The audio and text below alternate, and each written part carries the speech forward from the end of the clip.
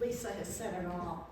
I want to thank the gallery for this beautiful exhibit, and all of the other artists as well for making it out tonight. And I'm just honored to be a part of this group. And I think the thing that when we weren't going to be able to make it here because of the weather, I was the most upset that I wasn't going to see all of my artist friends. So I'm thrilled to be here, and thank you for going on with the show. So I wanted to just give you a little bit of my background. I'm originally from Portland, Maine, and my father had a shoe store in downtown Portland on Congress Street for 53 years. And my mother used to take me to the butcher shop on Middle Street, further down here.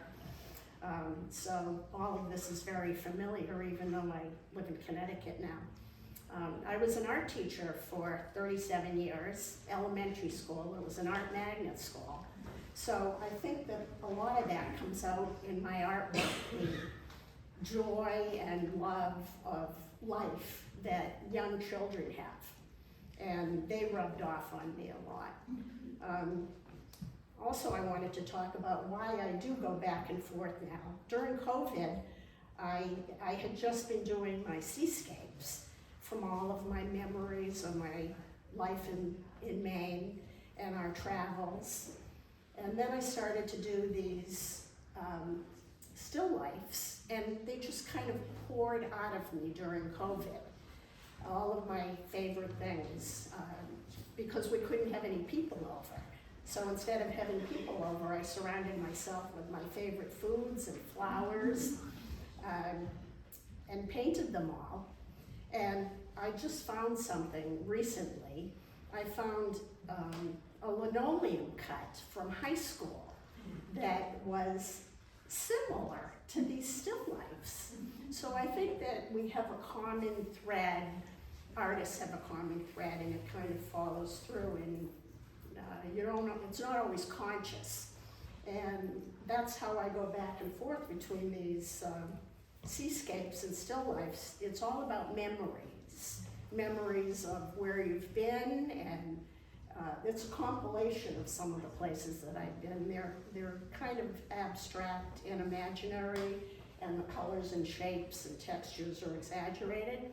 And then I go over to the still lifes, and I was saying that last still life in the back is the last one I did before the show, and then I did these two larger seascapes after that.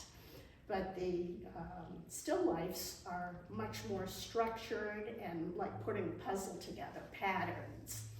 But that's the same as my seascapes, because I'm also a photographer, and I've taken, John will tell you, zillions of pictures of wave patterns. And he says, you took this picture already. But it's really there's never the same sky, there's never the same clouds, and there's never the same water pattern. So that's what these exaggerated shapes are. And being an art teacher, I also am a jack of all trades, and so they kind of have a collage feel to them as well, because sometimes they're more rendered, and in some areas they're more opaque, and your eye tricks you because they don't necessarily recede in the places they're supposed to recede. They kind of come forward where they're not supposed to. If you continue looking at them, they go back and forth, but not where they're supposed to go back and forth. So I want to thank everybody for coming out tonight. I know it's very difficult for everybody to get here, and I want to especially thank my husband for making it here and taking off work so that we could be here and share this and share the color of all of this wonderful artwork. And I think that we all need to remain optimistic to get through the pestilence and ice and snow and life in general. And so that's why I think this is a very special show, all of the colors. And thank you, Portland Art Gallery.